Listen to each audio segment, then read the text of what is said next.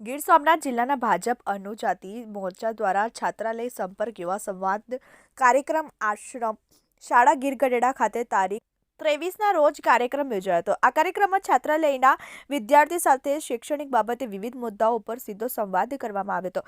આ કાર્યક્રમમાં જિલ્લા મોરચાના પ્રભારી અરવિંદભાઈ મેવાડા, જિલ્લા મોરચા પ્રમુખ પ્રવીણભાઈ સાંખટ, જિલ્લા નાયબ નિયામક ચાવડા સાહેબ, જિલ્લા મોરચા મહામંત્રી કાંતિલાલ ચુડાસમા, હીરાભાઈ માકડિયા, સરસ્વતી શૈક્ષણિક સંકુલ ગીર ગઢડાના પ્રમુખ ધર્મેન્દ્રભાઈ જોશી, નગરપાલિકાના ઓનાના સદસ્ય શ્રી ગિરીશભાઈ, જિલ્લા મોરચાના મંત્રી દિનેશભાઈ મારુ, તાલુકા મોરચાના ઉપપ્રમુખ દિનેશભાઈ ઊન વગેરે હોદ્દેદારો હાજર રહ્યા હતા। Manu Quad, TV 18 news, Gir Gadhada.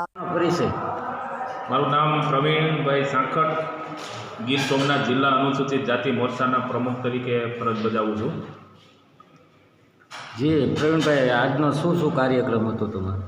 આજે અમે ગીર સોમનાથ જિલ્લા અનુસૂચિત જાતિ મોરચા દ્વારા જિલ્લાની 4 વિધાનસભાની અંદર અનુસૂચિત જાતિની જે છાત્રાલયો છે તેમાં અમે સંપર્ક કર્યો અને છાત્રાલય વિશે માહિતી મેળવી અને વિદ્યાર્થી સાથે સંવાદ કર્યો। વિદ્યાર્થીને શિક્ષણ બાબતની વિવિધ યોજનાઓ વિશે સીધો સંવાદ કર્યો।